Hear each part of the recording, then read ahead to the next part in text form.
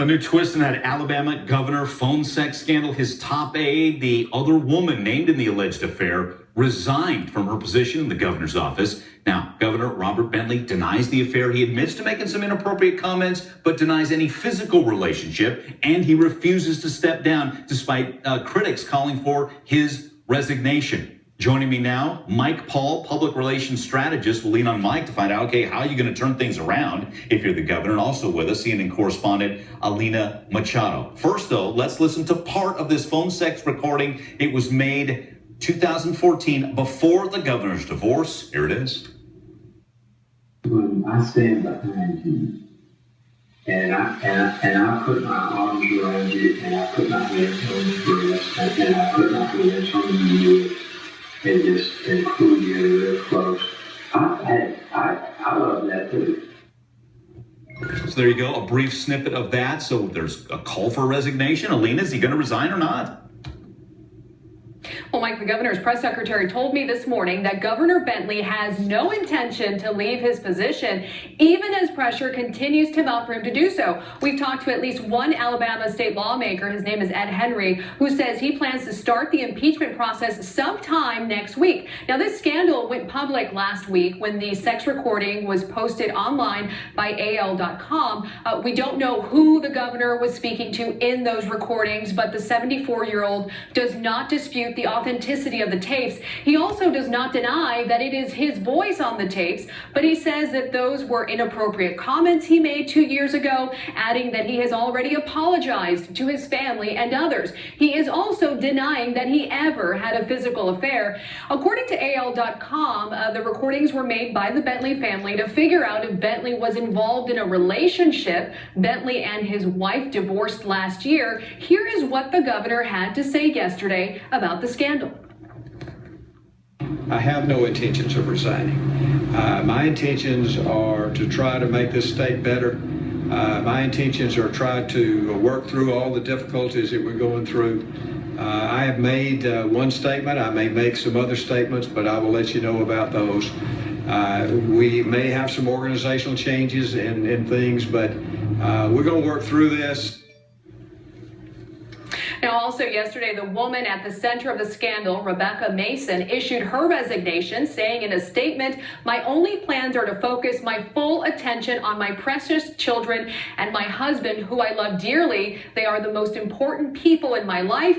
Thank you for your prayers for our family." Now, Mason was a top aide in the governor's administration, as you mentioned. It's also worth noting that last week, the governor fired his former law enforcement chief, a man named Spencer Collier. Collier has been outspoken about the alleged affair. He has accused the governor of inappropriately using resources to cover up the alleged relationship. Governor Bentley has denied doing anything illegal. Mike? Got it. All right, Alina, thanks. All right, Mike Paul. So here's what we have. The governor married 50 years before the divorce. We're finding out the alleged other woman here married as well. I mean, there's a lot here, especially in a more conservative state like Alabama, that constituents will not like. How do you repair trust? How do you clean this up?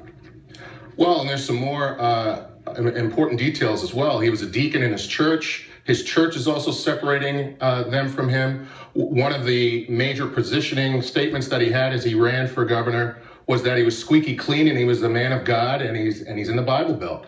And he's also a doctor, a medical doctor. So he's got a lot to worry about losing. Look, he's leaning on the court of law. He's leaning on the lawyers who are telling him, and his political advisors who are telling him, look, you were recently reelected as governor. Those who voted for you spoke, and you've got a lot of time before there's another election. That's the political process and the court of law process. In the court of public opinion, there's a verdict every minute of every day.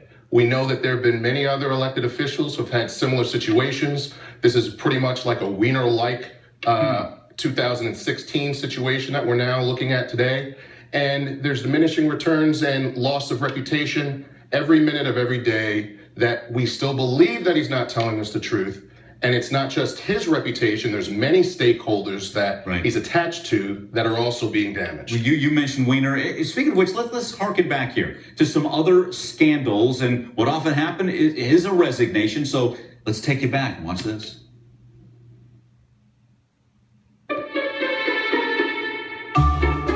I've been unfaithful to my wife. Last year, I had an affair. The picture was of me, and I sent it. It began very innocently, as I suspect many of these things do. I violated the vows of my marriage. I've begun to atone for my private failings with my wife, Soda. Let me first of all apologize to my wife, Jenny. Especially my wife. I'm truly sorry. Ask her for her forgiveness. I'm deeply regretting what I have done, and I am not resigning. So today I'm announcing my resignation from Congress. I did not have sexual relations with that woman, Miss Lewinsky. But I have no one to blame but myself. There's no question that I've done wrong, and I take full responsibility. I take full responsibility for my actions. And all I can say is that I apologize. So there you go. As we look back, Mike Paul, you walk into Governor Bentley's office. How do you advise him moving forward? Well, the first thing, and that was an excellent tape that you put together, I would have started with that in the war room and let him see all the examples of those who have been in his place before, number one. But number two, I'm going to tell him, look, your chief of security, your aide that just resigned, how many other people know about this affair? And he might say, Mike, there was no affair. It was just a tape. I'm going to say, all right, let's still think worst case scenario. How many other people potentially know about this? And all of them have a price to pay. When you have a crisis situation, one of the greatest rules you need to understand is when your reputation is in crisis, other people think of their reputation first. They don't think of yours. The loyalty is breached. That's extremely important. So the church has already separated themselves from him. Some of his senior aides are separating from him. So the only way to deal with this is with the truth. If you did it, you must say so early and quickly and accurately and own it. I would hope that then he would have a medical career because he's a medical doctor if he leaves politics. But continuing as governor, I don't see this lasting more than the next 30 days. I don't think he will continue to be governor. I think we're going to see a resignation coming soon. Got it. Okay. Mike, thanks again. Mike Paul, public relations strategist, giving us good insight as we watch this. Glad to be here. Yeah, and Alina Machado as well, giving us all the facts and details of this as well.